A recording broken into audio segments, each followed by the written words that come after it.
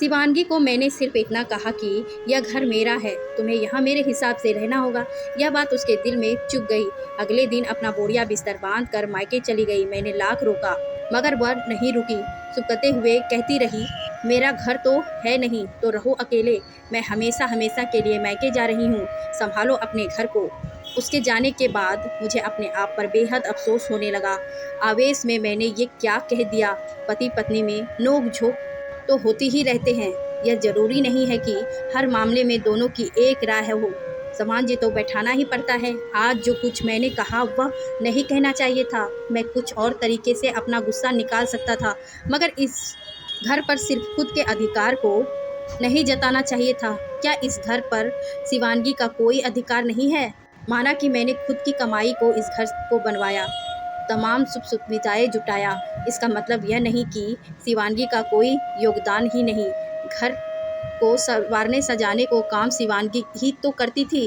2 साल के बेटे को संभालते हुए जो आसान काम नहीं था। हम पुरुषों को पत्नियों के काम की कोई अहमियत नहीं होती, मगर आज शिवानगी के जाने के बाद समझ में आ रहा था कि उसके बगैर कितना सूना सूना सा लग रहा था।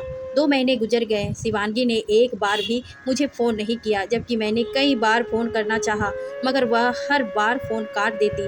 मैंने अपनी सास को फ़ोन लगाकर बात करना चाहा। जैसे ही सास उसके पास फ़ोन ले जाती, वह माँ साफ मना कर देती। इस तरह 6 महीना गुजर गए। आखिरकार मुझे ही पहल करनी पड़ी। सोचा शिवानगी नादानी कर रही है तो क्या मैं भी करूं?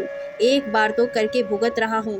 सोफे पर शिवानगी का इंतजार करता रहा, मगर वह आने का नाम ही नहीं ले रही थी। मैंने अपनी सास से कहा, उसे एक बार मुझसे मिलने के लिए कह दीजिए। बाद में जो भी फैसला वह लेना चाहते हैं वो ले ले, कुछ नहीं कहूँगा। सास बेचारी बार बार शिवानगी को समझाने का प्रयास करती, मगर वह टस से मस नहीं हो रही थी। अतंत मेरे ससुर जी ने शिवानगी को डांटा, तब वह मानी। कमरे में हमारे सिवाय तीसरा कोई नहीं था। शिवानगी मना की। मैंने आवेश में आकर गलत बोल गया। उसकी क्या इतनी बड़ी सजा दोगी? मेरे कंठ अवरुद्ध हो गए। आप अपने घर में खुश है ना? शिवानगी ने तज कसा। घर तो पत्नी से बनता है, ना कि ईंट पत्थर से। इसका एहसास अब हुआ है। शिवानगी के तेवर बरकरार थे। हाँ, जब से तुम घर छोड़कर चली गई हो, मेरा किसी काम में दिल नहीं लगता। घर काटने को दौड़ता है। प्लीज़ वापस चलो। मुझे अपने किए पर अफसोस है। ऐसा लगा मैं रो दूंगा। शिवानगी पर मेरी बातों का कोई असर हो रहा था। आखिरकार वह एक स्त्री है। स्त्री का मन बहुत कोमल होता है। वह बहुत देर तक अपनों से नाराज नहीं रह सकती। मैंने बिना देर किए शिवानगी को अपनी बाहों में भर लिया। उसकी आंखों से बहते अविरल असुरधार ने हम दोनों के सारे गिले शिकवे मिटा दिए।